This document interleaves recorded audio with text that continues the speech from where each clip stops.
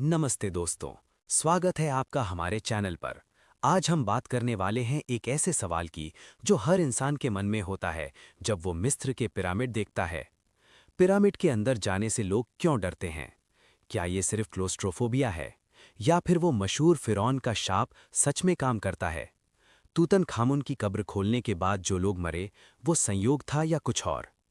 आज के इस वीडियो में हम फैक्ट्स, मिथ्स और साइकोलॉजिकल रीजन सब जानेंगे, तो वीडियो अंत तक जरूर देखना, क्योंकि आपको पता चलेगा कि पिरामिड के अंदर जाने वाले लोगों की मौत कैसे हुई। दोस्तों, सबसे पहला और सबसे कॉमन रीजन है क्लोस्ट्रोफोबिया, यानी बंद जगहों से डर। पिरामिड्स के अंदर जाने का रास्ता बहुत संकरा होता है। ग्रेट पिरामिड ऑफ गीजा में एंट्री पैसेज इतना टाइट है कि आपको झुककर चलना पड़ता है। कभी-कभी वहां 1 मीटर से भी कम ऊंचाई है। दो तरफ से लोग आते जाते हैं और अंदर गर्मी, घुटन भरी हवा और पुरानी मोल्ड की बदबू आती है। इसीलिए कई पर्यटक वहां पहुंचते ही वापस आ जाते हैं। बहुत से टूरिस्ट्स ने बताया कि अंदर जाते ही सांस फूलने लगती है, खांसी होती है और डर लगता है कि कहीं कुछ गिर ना जाए। लोग फिरौन का शाप या ममी का शाप से डरते क्यों हैं? सन 1917 से ही ब्रिटिश पुरातत्वविद हॉवर्ड कार्टर अपने अमीर संरक्षक लॉर्ड कार्नरवॉन के पैसे से मिस्र के वैली ऑफ द किंग्स में खुदाई कर रहे थे। वे कई सालों से तूतनखामुन नामक युवा राजा की कब्र ढूंढ रहे थे, लेकिन बार बार निराशा हाथ लगती रही। 1922 में लॉर्ड कार्नरवॉन ने कहा कि ये आखिरी सीजन होगा, अगर कुछ नहीं मिला तो पैसे बंद कर दिए जाएंगे। कार्टर ने हार नहीं मानी और 1 नवंबर 1922 को काम शुरू किया। वे पुराने मजदूरों की झोपड़ियों के नीचे खुदाई कर रहे थे। 4 नवंबर 1922 को एक मजदूर ने रेत में खोदते हुए एक पत्थर की सीढ़ी ढूंढ ली। जैसे जैसे खुदाई आगे बढ़ी, सीढ़ियां नीचे जाती दिखीं। अंत में एक दरवाज़ा मिला जो प्लास्टर और सील से बंद था। उस पर तूतनखामुन का नाम और राजसी मोहरें बनी थीं। कार्टर बहुत उत्साहित हुए, लेकिन उन्होंने तुरंत काम रोक दिया, जगह को फिर से मिट्टी से ढक दिया और लॉर्ड कार्नरवॉन को इंग्लैंड में टेलीग्राम भेजा। At last have made a wonderful discovery in Valley, a magnificent tomb with seals intact. 23 नवंबर 1922 को लॉर्ड कार्नरवॉन अपनी बेटी लेडी एवलिन हर्बर्ट के साथ मिस्र पहुंचे।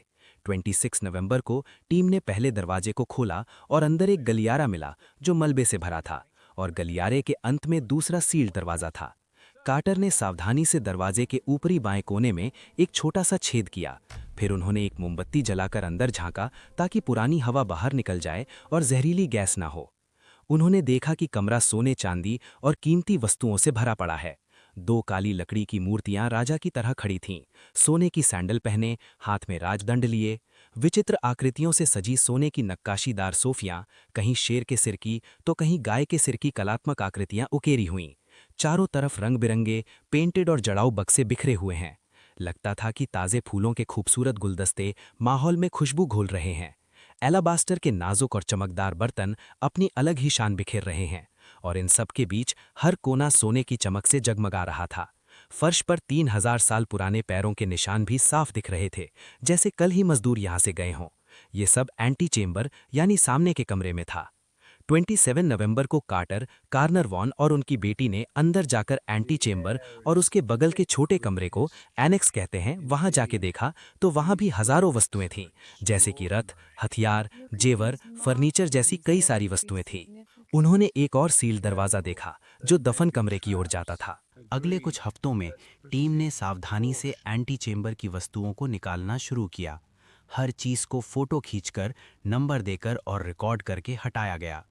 16 फरवरी 1923 को आधिकारिक रूप से दफन कमरा यानी ब्यूरियन चेम्बर का दरवाज़ा खोला गया। अंदर 4 सोने के मंदिर जैसे बड़े बड़े श्राइन एक के अंदर एक रखे थे, जो पूरे कमरे को भर रहे थे। इन श्राइनों को खोलने में कई महीने लगे। अंत में क्वार्ट्जाइट पत्थर का बड़ा ताबूत मिला। 1924-1925 में ताबूत खोला गया। अंदर 3 ताबूत एक के अंदर एक थे। सबसे अंदर ठोस सोने का ताबूत था, जिसमें तूतनखामुन की ममी लेटी हुई थी। ममी पर सोने का मशहूर मास्क चढ़ा था, जो आज भी दुनिया की सबसे प्रसिद्ध प्राचीन कलाकृति मानी जाती है। ये राजा सिर्फ 18-19 साल का था जब उसकी मौत हुई थी। कब्र में कुल 4 कमरे थे: anti chamber, annex, burial chamber और ट्रेजरी यानी खजाना कमरा। इनमें 5400 से ज़्यादा वस्तुएं मिलीं, जैसे कि सोने के रथ, जेवर, कपड़े, संगीत के यंत्र, भोजन के बर्तन, धार्मिक वस्तुएं, ये सब कुछ जो राजा को अगले जन्म में साथ चाहिए था।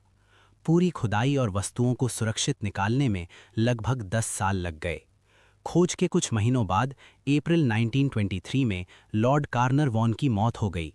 लोग कहने लगे कि फिरौन का श्राप लगा, लेकिन वैज्ञानिकों का मानना है कि मौत संयोग या कब्र में मौजूद बैक्टीरिया से हो सकती थी। सील्ड कूम्स हजारों साल से बंद रहने की वजह से फंगस जैसे एस्परजिलस फ्लेवस और नाइजर बहुत खतरनाक मात्रा में हो सकते हैं। ये फंगस लंग्स में इन्फेक्शन पैदा कर सकते हैं, खासकर जिनकी इम्यूनिटी कम हो। इसके अलावा बैक्टीरिया, अमोनिया गैस, फॉर्मल्डिहाइड जैसे टॉक्सिक तत्व भी हो सकते हैं। कुछ अध्ययनों में रेडिएशन या टॉक्सिक वेस्ट की भी बात आई है। और हॉवर्ड कार्टर खुद 1939 तक जिंदा रहे। क्या वो श्राप से बच गए? वैज्ञानिक आज भी पिरामिड के कई रहस्य नहीं सुलझा पाए हैं। अंदर हिडन चेम्बर्स, वॉइड्स मिले हैं जिनका उद्देश्य अज्ञात है। कुछ जगहों पर रोबोट्स भी नहीं पहुंच पाए। ये अनसुलझे रहस्य मन में सवाल पैदा करते हैं कि क्या अंदर कुछ ऐसा है जो हमें नहीं पता। क्या प्राचीन इजिप्शियंस ने कुछ ऐसा जादू या टेक्नोलॉजी इस्तेमाल की जो आज भी खतरा पैदा कर सकती है? साइकोलॉजिकली पिरामिड इंसान को मौत की याद दिलाते हैं। हॉलीवुड मूवीज ने मम्मी को बदला लेने वाला मॉन्स्टर बना दिया है, इसलिए डर और बढ़ जाता है। कई लोगों को लगता है कि ये जगह भूतिया है, जैसे कि प्राचीन ऊर्जा, आत्माएं या अनजानी शक्तियां यहाँ मौजूद हैं। कुछ पिरामिडोलॉजी कहते हैं कि पिरामिड इलेक्ट्रोमैग्नेटिक एनर्जी को केंद्रित करती हैं, जो संवेदनशील लोग महसूस कर लेते हैं। दोस्तों, पिरामिड के अंदर जाने का डर सिर्फ शारीरिक नहीं, वो इतिहास, मिथ्स, मूवीज और हमारे अपने मन का कॉम्बिनेशन है। श्राप रियल नहीं है, लेकिन सम्मान जरूर करो। ये पिरामिड इंसान की महत्वाकांक्षा और मौत की याद हैं। आप क्या सोचते हो? क्या आप पिरामिड के अंदर जाएंगे? कमेंट में बताओ। आज के लिए बस इतना ही। अगर वीडियो पसंद आया तो लाइक करो, शेयर करो और चैनल को सब्सक्राइब करें। मिलते हैं अगले वीडियो में।